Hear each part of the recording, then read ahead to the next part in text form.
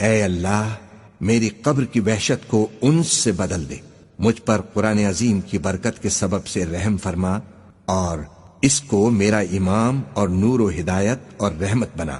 اے اللہ اس میں سے جو بھول گیا ہوں مجھے یاد دلا، جو میں نہیں جانتا اس سے مجھ کو سکھا اور اس کی تلاوت نصیب فرما دن اور رات کے وقتوں میں، اور اس کو میرے لیے دلیل بنا دے۔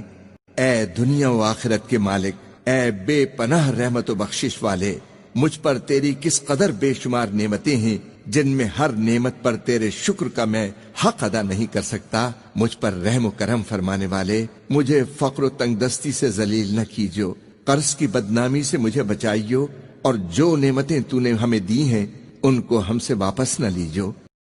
صحت و عافیت کی زندگی عطا فرما، اپنی تمام نعمتوں پر تجھے یاد کرنے، تیرا شکر اور عبادت کا پورا حق ادا کرنے میں ہماری مدد فرما۔ ہر قسم کے شر و فساد اور اس زمانے کے ہر فتنے سے میری اور تمام مسلمانوں کی حفاظت فرما، تو ہی اپنے بندوں پر رحم فرمانے والا ہے۔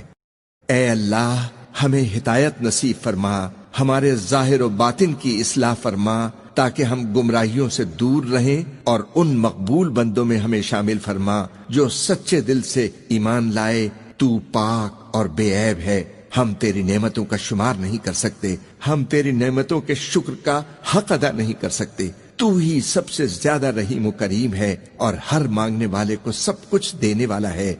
اے کریم ہمیں عافیت و سلامتی عطا فرما، اپنی اطاعت و فرمانبرداری کی ہمت و توفیق نصیب کر۔ ہماری یہ زندگی تیری امانت ہے، اس لیے برحق دین اسلام پر ایسی حالت میں ہم تیرے سامنے حاضر ہوں کہ تو ہم سے ہر طرح خوش اور راضی ہو۔ تیرے سوا میرا کوئی مالک نہیں، میرا کوئی پالنے والا نہیں، اور تیرے سوا کوئی عبادت کے لائق نہیں۔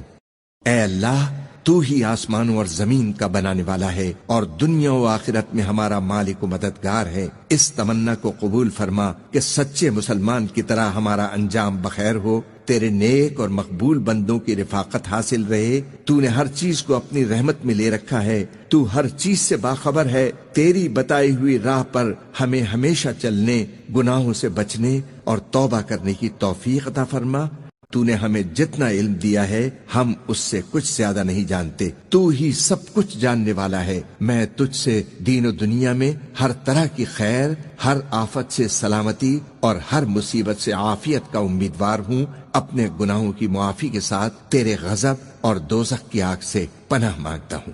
اس کلمے پر میری زندگی ختم ہو۔ اشہد ان لا الہ الا اللہ وحدہ لا شریک لہ وَأَشْهَدُ أَنَّ مُحَمَّدًا عَبْدُهُ وَرَسُولُهُ۔